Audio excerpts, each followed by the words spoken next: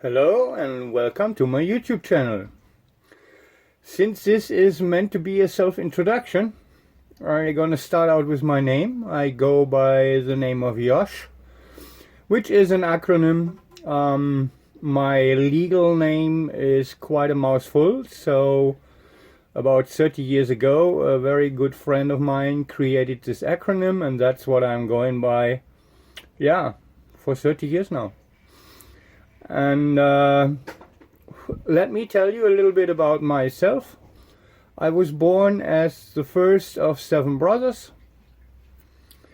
Born in 1961 in June, so I'm turning 60 in a few days. And I was born with a high level of ADHD, so I have always been a physically active person. I love my sports. I have done quite a number of different things until with 15 I discovered the martial arts, and that's where I can say I got stuck there. In the years between 20 and 24 I was a dancing teacher too, so that's also hyperactive, very helpful. My greatest hobby all my life was reading. I have read about anything, any subject that would come across my fingers, I would read it. My favorites are science fiction and science fact. I love books about archaeology, history, but also philosophy, theology. I'm interested in the effects of the mind, which in later years led me to become a Reiki master, which I am. And I took quite a journey because I was driven by curiosity. So even when I was in university, it was not to get a degree. For me, that was secondary aspect. Spent a number of years in the university, but every time when I had learned what I wanted to know, I changed the subject. So I never finished university with a PhD or a bachelor or a master. I didn't do that. And since YouTube ordered me to keep it briefly, they don't like videos above 15 minutes. Just let me tell you a little bit about my home and where I grew up, under which circumstances. My father was a mining engineer in a coal mine, and there he was the chief, the head of safety department. So he was responsible for everybody alive underground. My parents got divorced when I was 4 years old, and so they pursued their individual careers after that. And my mother ended up as the administrative director of the city music school. And so I grew up in a household where books were present everywhere and all the time. That was a constant. And as I said, I have 6 brothers. I used to have one died 2 years ago by a car accident. But nevertheless, we were a wild bunch. As you can imagine, 7 guys in one house, never really calm or quiet. And we used to take the things out into the garden when it became too hazardous. We were living in a somewhat rural part of town. Behind our garden there was a big field, and directly after the field there was a big, more or less for a kid it was a big forest. Later on we realized it's not that big, but as a kid that was adventure area, and that's where I spent a lot of time in my childhood,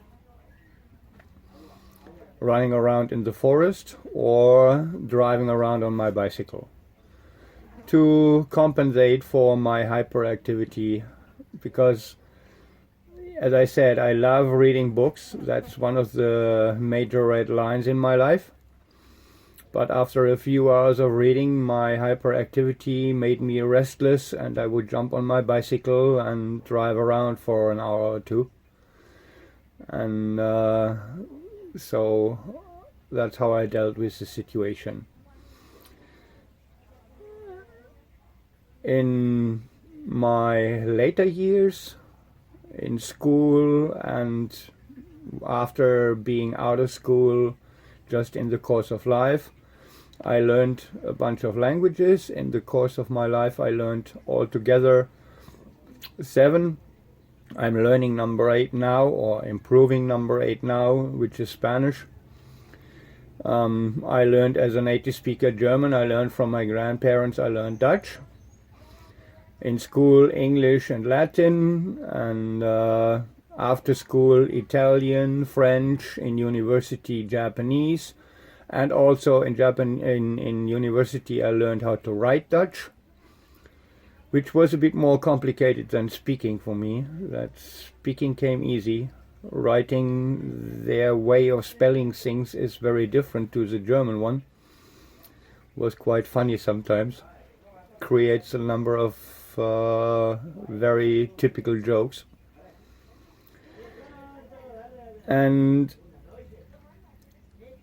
in all these years, since I'm 9 years old, I always had in the background of my head, I had this knowledge that the world as we know it is bound to die, is going down. And the older I get, the more convinced I am that that is true and the fact. And so